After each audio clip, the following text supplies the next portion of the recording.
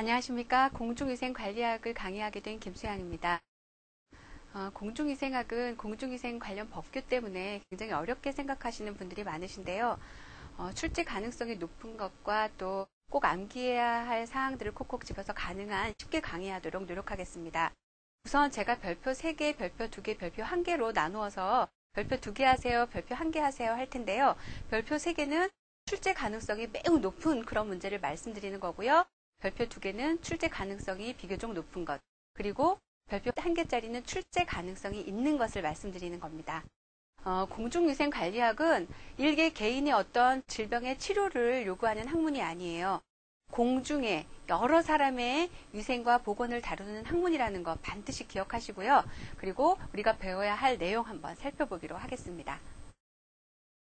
우선 공중보건학의 개념부터 들어갈 거고요. 그리고 여러 가지 질병관리와 노인과 환경과 산업, 식품위생, 보건행정, 소독의 정의, 미생물학, 그 다음에 분야별 위생소독과 관련 법규를 살펴보게 될 텐데요. 이렇게 가만히 보시면 2장부터 10장까지는 뭐예요? 공중보건학의 범위를 말씀드리는 거예요. 뒷부분에 나눠서 환경 분야라든가 질병관리 분야라든가 사회복지 분야라든가 나누어서 그 범위를 살펴볼 텐데 그 범위가 바로 이 목차에 해당되는 것이라는 거 잠깐 설명해 드리겠습니다. 자, 제1장 공중보건학의 개념부터 살펴보기로 하겠습니다. 윈슬로라는 학자가 1920년에 정의를 했어요. 뭐라고 정의했냐면 조직화된 지역사회의 노력을 통해서 질병을 예방하고 첫 번째 1번 질병을 예방하고 두 번째 수명을 연장하고 세 번째 신체적 정신적 효율을 증진시키는 기술이며 과학이다 라고 정의를 했어요. 바로 이게 공중보건학의 윈슬로가 한 정의가 되겠습니다. 별표 하나 하시고 한 번 더 읽어보세요. 건강의 정의 WHO에서 우리 그 건강에 대해서 정의를 하고 있는데요. 단순히 질병이 없고 허약하지 않은 상태만을 의미하는 것이 아니고 육체적, 정신적, 사회적으로 완전한 안녕 상태를 건강이라고 정의했습니다.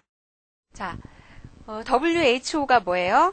세계 보건기구. 1948년에 발족을 했는데 우리나라는 몇 년? 1949년에 가입을 했습니다.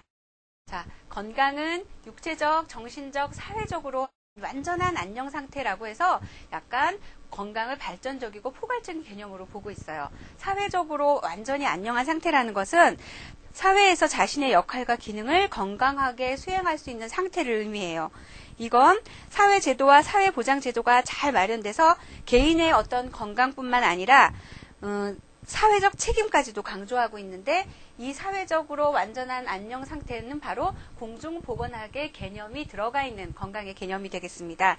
모든 사람들의 건강을 보호하는 공중을 위한 실천적 활동에 공중보건학의 개념을 포함하고 있는 WHO의 건강의 정의도 다시 한번 기억해 주시기 바랍니다. 우리가 목차에서 확인했었던 공중보건학의 범위가 환경보건 분야, 보건관리 분야, 질병관리 분야, 사회복지 분야로 나누어서 이제 설명이 돼 있어요. 환경위생 분야, 식품위생 분야, 식품위생 우리가 6장에서 배울 거고요. 그 다음에 산업환경 5장에서 확인해 볼 거고요. 그리고 보건행정 7장에서 배울 겁니다. 역량, 인구부미 보고, 모자보건 배울 거고요. 역학, 전염병 관리, 성인병 관리, 기생충 질환 관리 배울 텐데 여기서 역학이라는 부분이 나왔어요. 역학은 어떤 질병의 발생 빈도와 함께 발생 원인을 연구하는 그런 학문입니다. 이 역학도 바로 공중보건학의 범위에 포함되는 그런 분야입니다. 공중보건학의 범위에서 가끔 출제되는 문제는 환경보건 분야를 묻는 질문이 가끔 출제되는데 이런 항목들을 섞어놓고 다음 중 환경보건 분야에 속하지 않는 분야는 무엇입니까? 아니면 다음 중 환경위생을 섞어놓고 보건관리 분야에 해당되지 않는 것은 무엇입니까? 라는 고르는 선택하는 객관식 문제가 간혹 출제되기도 합니다. 자, 공중보건학은 처음에는 어떤 개인적인 의미였어요. 그러다가 점점 발달되어 오면서 오늘날의 공중보건학에 이르게 되었는데 그 발달 과정을 한번 살펴보도록 할게요. 처음 고대기에는 히포크라테스, 장기설, 사액제설 이렇게 설명이 되고 있는데 히포크라테스가 장기설을 얘기를 했고 사액설을 얘기하기 전에도 분명히 어떤 발달 과정이 있었어요. 그거는 전염병 발생설과 함께 비교해서 공중보건학의 발달 과정을 살펴보려고 제가 말씀드리는 건데 전염병의 발생설을 보면 처음에 뭐가 있어요? 종교설이 있어요. 그래서 나쁜 짓을 하면 나쁜 귀신이 씌어서 전염병에 걸린다라고 보는 거예요. 그래서 제사를 지내고 또 하늘에 빌고 하면서 질병이 낫기를 기원했던 게 종교설 시대예요. 그러다가 나중에 별자리를 보고 별자리 움직임에 따라서 어떤 전염병이 도나 안 도나 그렇게 점치기도 했는데 그게 바로 점성설 시대고요. 그 점성설 시대를 거치면서 장기설로 오게 됩니다. 장기설은 인류가 세균이라는 것을 모르던 시절에 질병의 원인을 나쁜 공기 때문이라고 생각했던 그런 건데요. 사체액이라고 하면 혈액, 점액, 그리고 황담즙, 흑담즙 이렇게 네 가지를 사체액설로 봤어요. 히포크라테스가.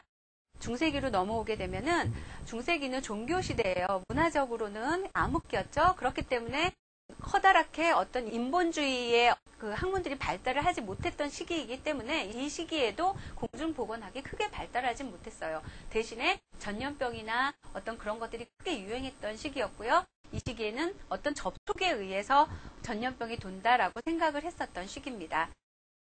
여명기는 르네상스 산업혁명 이 시기를 비롯해서 이제 공중보건 사상이 시작되는 시기입니다. 이때 그 젠너라는 사람이 의두종두법을 개발을 하게 되면서 천년두에 예방접종이 이루어지게 되는 것이죠.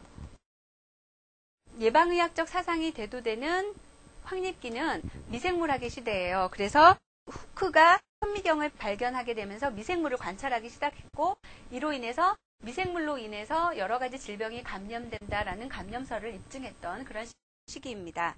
이런 황립기를 거치면서 그 세계보건기구가 발족을 하고 지역사회 보건학이 발전을 하면서 이제는 전염병의 예방에 중점을 두는 그런 시기입니다.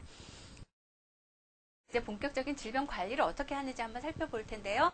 질병의 발생 조건과 생성 과정, 관리에 대해서 하나하나 살펴보도록 하겠습니다. 질병은 심신의 전체 또는 일부가 1차적 또는 계속적으로 어떤 장애를 일으켜서 정상적인 기능을 할 수 없는 상태라고 그렇게 설명을 할 수가 있고요. 이런 질병에는 감염성 질환과 비감염성 질환이 있어요. 비감염성 질환이라는 것은 고혈압이나 당뇨와 같이 병원체 없이 그렇게 발병을 하는 건데 치료가 용이하진 않지만 어때요? 병증이 길고 치료 시간도 길어요. 그렇지만 감염성 질환 같은 경우에는 어때요? 감염성 질환은 바이러스나 세균이 우리 몸에 들어와서 생기는 질환으로서 고혈압이나 당뇨병 같은 것보다는 어때요? 치료가 쉬워요. 감염성 질환의 기본 인자는 병인, 숙주, 환경이 있는데 병인은 숙주의 침입, 감염 능력, 외계의 생존 및 증식 능력을 말하는 거예요. 그럼 뭐예요? 이거는 병균을 말하는 거예요. 병이 일어나는 원인이 되는 세균이라고 생각하시면 됩니다.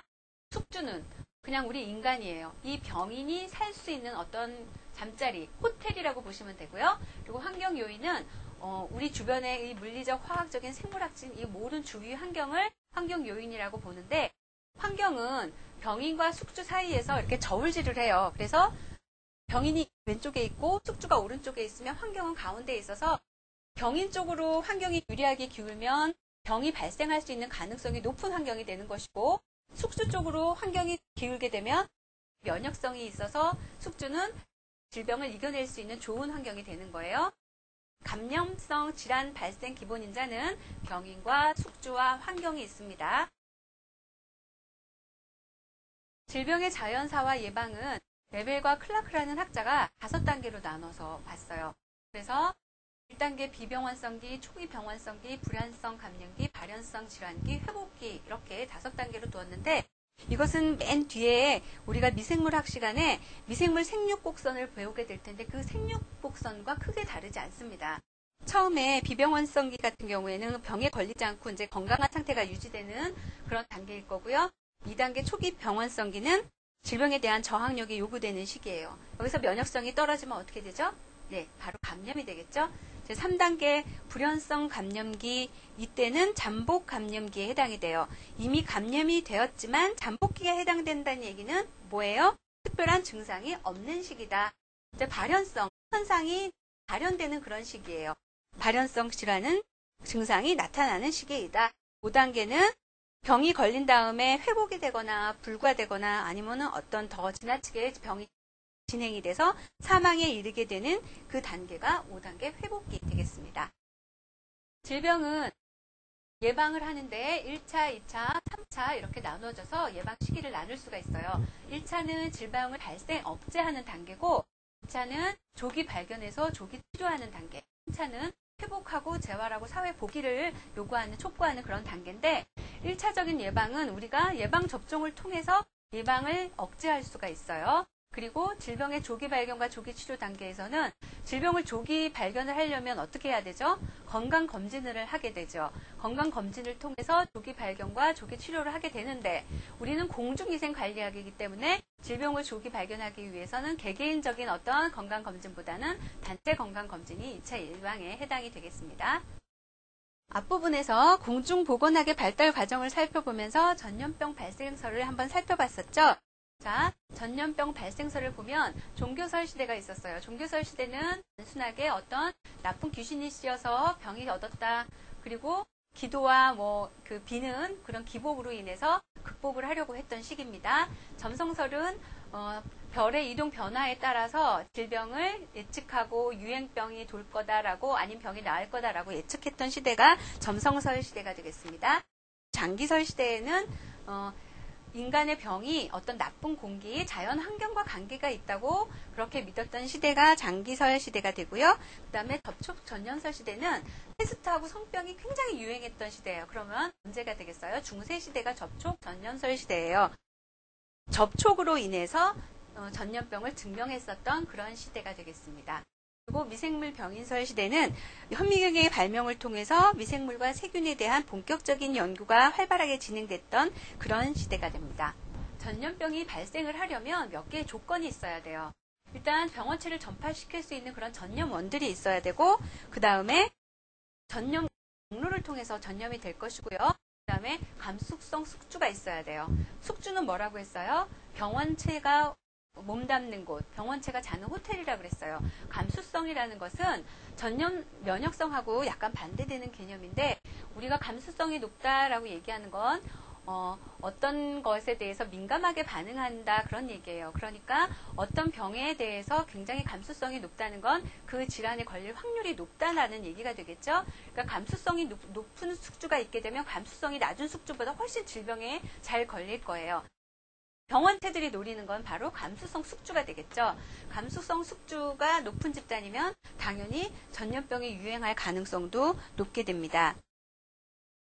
병원체가 어떤 경로를 통해서 전염병을 발생하게 되는가라는 것을 6단계로 봤어요. 자, 별표 2개 치시고 이 단계 한번 살펴보도록 하겠습니다. 병원체는 장티푸스, 콜레라, 세균성 이질 이런 것들을 말하는 거예요. 그리고 병원소라는 것은 병원체가 증식 생존해서 다른 숙주에게 전파될 수 있는 상태로 저장되는 장소예요. 그러면 병원체가 그런 세균이라면 병원소는 인간의 몸이나 동물의 몸이 해당이 될 거예요. 그러니까 동물 병원소가 있을 것이고 인간 병원소가 있을 것이고 이렇게 병원소가 나눠질 겁니다. 그 다음에 이런 묵고 있던 호텔에서 병원소로부터 이 병원체가 탈출을 시도합니다. 탈출은 어떻게 시도를 해요? 재채기를 한다던가 침을 한다던가 어떤 배설물로 인해서 병원소로부터 병원체가 탈출을 합니다. 그래서 이 병원체가 전파를 시작해서 병원체의 숙주 내에 침입을 하게 되고요. 침입을 해서 병균을 퍼뜨리기 시작하면 어떻게 돼요? 숙주는 감염이 되는 거죠.